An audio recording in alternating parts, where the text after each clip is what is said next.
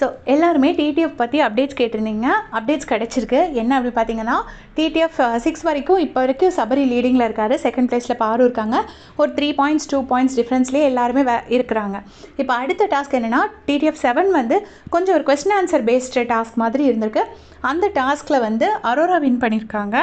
So அரோராக்கு 34 points வரும்னு நினைக்கிறேன். Arora win பண்ணியிருக்காங்க. அடுத்தடுத்த பொசிஷன்லாம் யார் வந்திருக்காங்கன்னு தெரியாது. அண்ட் டிடிஎஃப் 8 வந்து பார்த்திங்கன்னா கார் டாஸ்க். ஸோ பயங்கரமான சண்டை வரும். இவங்க சும்மாவே சண்டை போடுவாங்க. 8 வந்து கார் டாஸ்க் வச்சுருக்காங்க. கண்டிப்பாக டீம் வந்து கானா வினோத் வின் பண்ணணும்னு பிளான் பண்ணியிருக்க மாட்டாங்க. ஏன்னா அவருக்கு நேற்றுக்கே பார்த்திங்கன்னா ஹைட் ரொம்ப டிஃப்ரென்ஸ் இருந்துச்சு. அவருக்கு தான் நிறைய ஓட்டு வரும்ல. ஸோ கண்டிப்பாக அவரை வந்து வின் பண்ண வைக்கணும்னு நினைக்கவே மாட்டாங்க. ஏதாவது கோல்மால் பண்ணி அவுட் பண்ணணும்னு தான் நினைப்பாங்க. சபரி, கமருதீன், பாரு, அரோரா இந்த 4 பேர்த்துல யாராச்சும் ஒருத்தர் வர்ற மாதிரி அவங்க பிளான் பண்ணியிருப்பாங்கன்னு நான் நினைக்கிறேன். ஸோ இதில் என்னென்னா 8க்கு அப்புறமா 9 டாஸ்க்கை வந்து கேன்சல் பண்ணிட்டாங்க அப்படிங்கிற மாதிரி ஒரு பேச்சு இருக்குது. டிடிஎஃப் 9 வேண்டான்னு முடிவு பண்ணிட்டாங்கன்னு. ஸோ டிடிஎஃப் 8 முடியும் போது எனக்கு தெரிஞ்சு அவங்களுக்கு தேவையான பர்சன் வந்து வின்னராக வந்துட்டாங்க போல இருக்குது.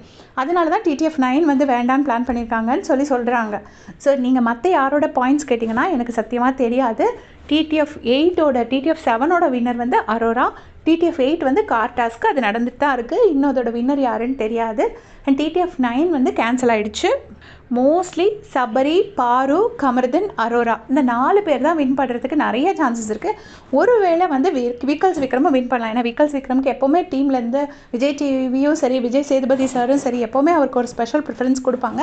ஸோ அவரை வின் பண்ண வைக்கிறதுக்கு நிறைய சான்சஸ் இருக்குது. இப்போ அவருக்கு ஓட்ஸும் பெருசாக இல்லை. இடையிலலாம் கொஞ்சம் டாப்பில் இருந்தார். இப்போ கொஞ்சம் கம்மியாக இருக்கார்.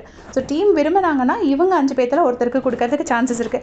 100% அவங்க வந்து கானா வினோத் வின் பண்ண வைப்பாங்கன்னு எனக்கு தோணலை. ஏன்னா அவர் வந்து ஓட்டில் டாப்பில் இருக்கிறதுனால அவர் ஈஸியாக பிடிச்சிருவாங்க. இது கொடுப்பாங்கன்னு நான் நினைக்கல. நீங்கள் யார் வின் பண்ணுவாங்கன்னு நினைக்கிறீங்கன்னு மறக்காமல் கமெண்ட் செக்ஷனில் சொல்லுங்கள். தேங்க்ஸ் ஃபார் வாட்சிங்.